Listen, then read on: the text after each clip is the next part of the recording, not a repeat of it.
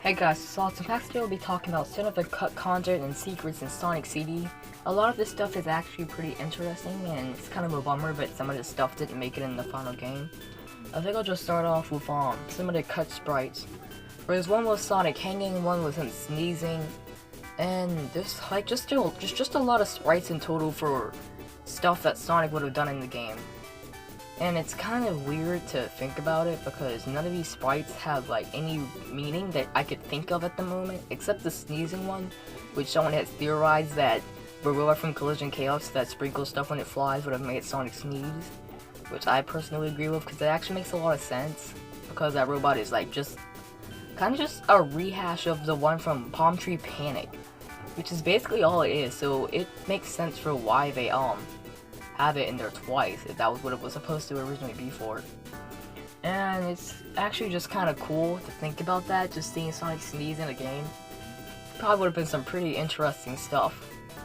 Then there was also some other sprites for Eggman and a final boss. Here's one with him for R2, and this was some stuff that was cut from R2, sometimes called Relic Ruins. And this stage just looked really promising with some of the stuff that it had. So I guess like the boss is like Eggman on a giant wheel, and maybe the boss would have had something to do with like running around or speeding or something, like racing him. But the level was cut because it didn't reach quality standards, which is actually kind of a bummer because don't see what quality standards it didn't reach because that level looked pretty promising.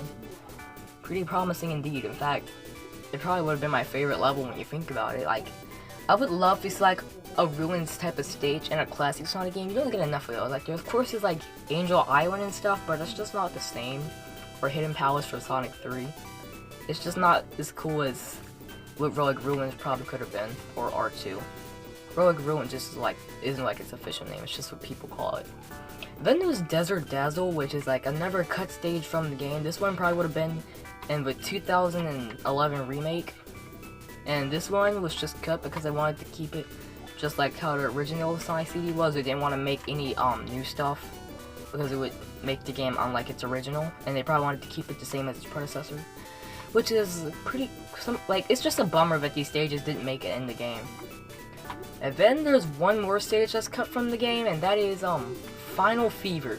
It's supposed to be a final boss for Sonic CD for the remake, surprise surprise, and it would have been like some type of Death Egg robot, and it probably was like one of those background robots that you hit its hands. I'll show a sprite on the screen, but even like I'm just gonna show you this sprite because I know this sprite is real.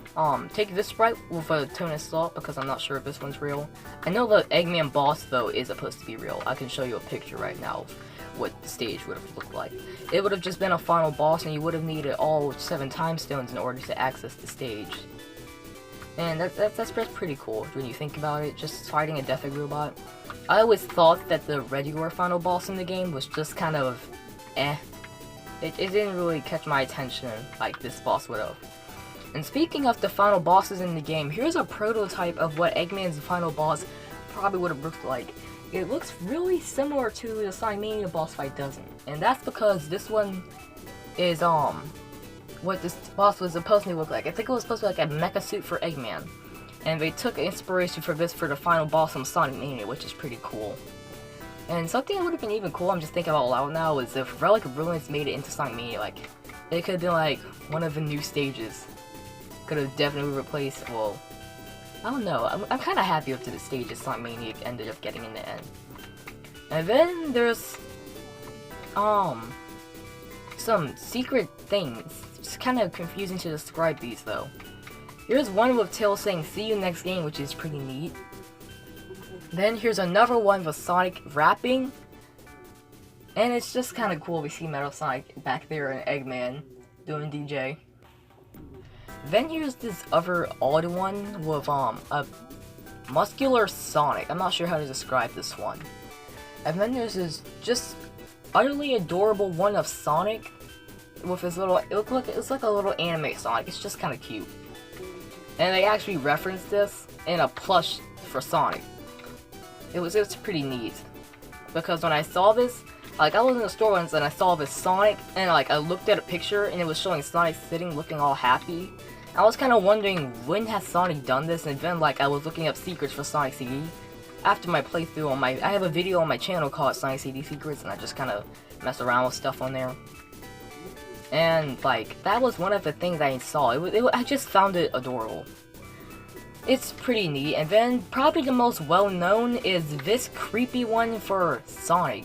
It's like Sonic has got like some type of Mario-looking face on him. And it says Fun is Infinite with Sega Enterprises, signed by Majin. Some people have really over-exaggerated this and think it's like the devil, but when you actually think and take the time to look at it, it's just one of the creator's nicknames. Because you can see it in the high score, it's just what he used to be called as a child. And it's just kind of weird. There's also this thing that says GX and I believe, oh dang it, I can't remember, Quartz Quadrant, yeah, probably said that wrong, but yeah, it was in that stage, and it's pretty weird. One of the YouTubers, CyberShell, has pointed this out and claimed that it's probably one of the creators' names, because one of the creators in the high score has, GX for 2 of the syllables, which is probably actually what it came from. And it's just kind of neat that it's hidden in the game, because you can only reach it with debug mode. And it's just kind of neat that you see something like that there. There's also another picture, well, kind of a picture animation thing. I'm not sure if you can call it animation. And it just says coming soon, which would play after the beta of Sonic CD. And it's pretty neat, I guess. It's not really interesting. I mean, when I first saw this, when I was screwing around with CDs, like Sega CD, I was kind of confused for what it was for. But luckily, I saw a video and it explained that that was like for the beta, and that was actually pretty neat. I'm not really sure why they left it in the final game though.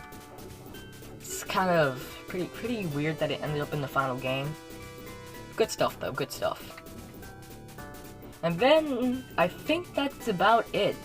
I might show off some more cut sprites. I'll show you like some pictures, or I'll probably put those in the video later. Well, probably back at the beginning. It's just, there's just a lot of cut content in this game that could have made the game way better than it already is. It's just pretty cool. Kind of makes me wonder, like maybe R2 didn't reach quality standards because like, when you think about it, how would it make like a ruined stage in Sonic CD? Like, Sonic CD is like about exploration, which kind of makes you think, how would that work? Because like, the game the level probably would have had like break-in tiles and stuff, and like, because most of this stuff is proven in the screenshot, well, little intro for this game, which is also pretty neat. And I think that's about it. There was some more cut sprites, and I'm pretty sure I already mentioned this, but Sonic was maybe supposed to be super in this game with its F monitor. He has some invincibility and speed, hinting to that, and you turn super any other time you have this in any other of the games, so it's pretty obvious that Sonic was supposed to be super in this game, or maybe even a different form because of the time stones. I'm not sure if he could turn super with time stones, but maybe he would have been like something.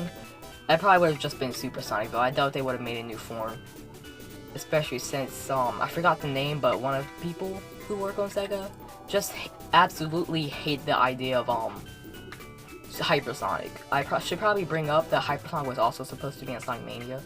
Maybe, probably, because there's something in the game. I think I'll just cover Sonic Mania as well in one of these type of videos. It's pretty interesting stuff. And I think that's about it. I think that's everything I have to cover. There's not a lot of stuff in Sonic CD, so I think I kind of just wrote the script, thought about it, and I did some research to make sure I wasn't missing that much. There's like, I missed some stuff, but most of that stuff isn't as interesting as this stuff. And yeah, pretty sure that's about it. I think I'll show off some more sprites, because I'm probably just gonna edit this and have more sprites while I'm sitting here babbling. But I think that's about all I've got to show.